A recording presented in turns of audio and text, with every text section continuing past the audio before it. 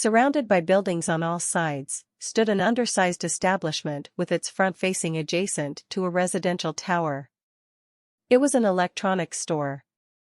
Inside the shop worked Ken, a mild-mannered 19-year-old who was working to earn money so that he could go to a college. The store wasn't bustling during the morning hours, as the morning rush of immersed crowd rarely walked in before lunch. That gave him enough time to tidy up the place, ensure proper inventory, and order coffee and cake from his favorite nearby cafe. Ken had been employed at his present employment for the past 3 months. And the last few weeks were the most interesting of all for him. From that one special day when he first saw her get out of her father's extra-large SUV, twinkling a pair of beautiful emerald-kissed eyes, and a vivacious set of auburn hair, she frolicked through the bustling marketplace with a radiant smile. His world of routine would never be the same. He waited impatiently every day around 2:45 p.m. from Monday to Friday.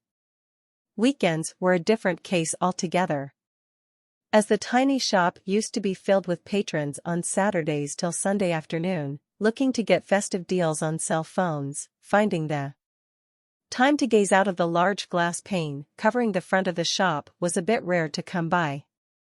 But as often one catches a glimpse of a shiny falling star on the rarest of nights, he too was able to grasp a seldom vision of her fiery hazel-touched strands once every other weekend evening. The towering building housed some of the most affluent residents of the city.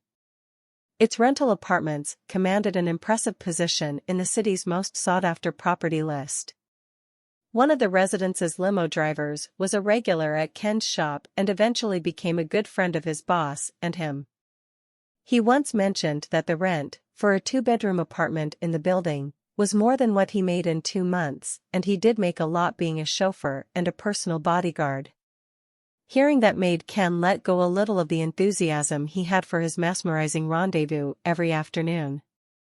In his thoughts, she had suddenly been promoted to the stature of a princess, while he still remained a lonely shop boy.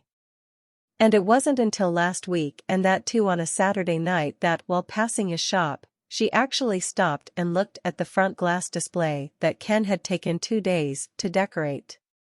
With only a pane of glass separating them, he couldn't believe his eyes, as it was the first time he had seen her ever so close. And then it happened. She raised her sights from the display and looked inside the shop where they met his gaze. For a brief moment, it seemed as if time had stopped running and they were the only 2 souls in the entire creation.